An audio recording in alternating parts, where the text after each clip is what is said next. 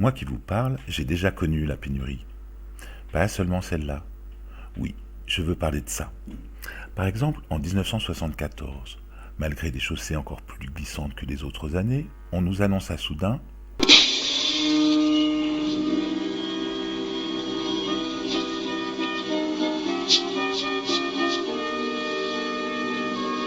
Messieurs, il n'y a plus de sucre. Ruée des Français vers les magasins, stock de guerre, flambée des prix.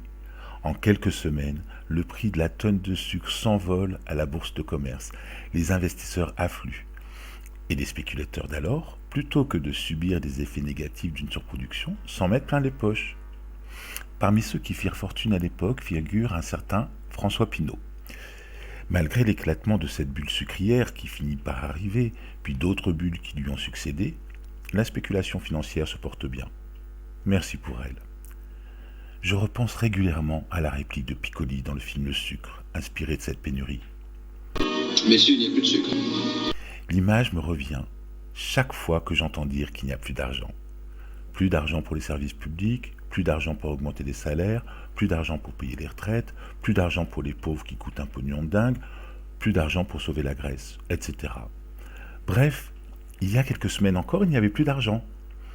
Et puis, à cause d'une pandémie, ou grâce à elle, voilà que l'argent réapparaît, comme par magie, malgré certains qui naguère prétendaient le contraire. Il n'y a pas d'argent magique. Et donc...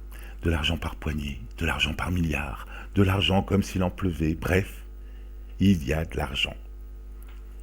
Et qu'est-ce qu'on va faire de tout cet argent ?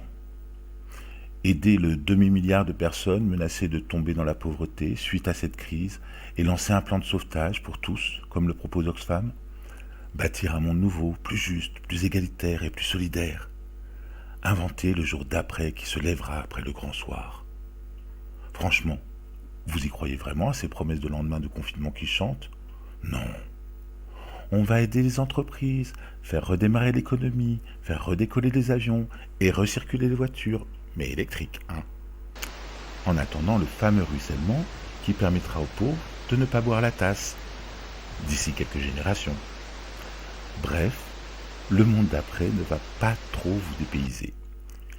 Et où va-t-on aller chercher les milliards ? En faisant les poches des actionnaires, qui se gavent depuis plusieurs années, en poursuivant les fraudeurs, qui nous coûtent un pognon de dingue, en rétablissant l'impôt sur la fortune, et en construisant enfin une fiscalité réellement équitable, en demandant aux banques d'assumer leurs responsabilités dans la crise financière qui aurait fini par éclater même sans l'aide d'un virus. Pas vraiment.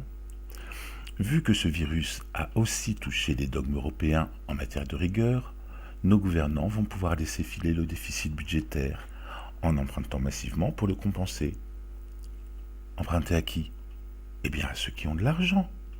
Les opérateurs des marchés financiers, les fameux investisseurs institutionnels ou zinzins, qui vont pouvoir se sucrer un peu plus avec les intérêts qu'on finira par leur verser. Allez, savourez vos chocolats.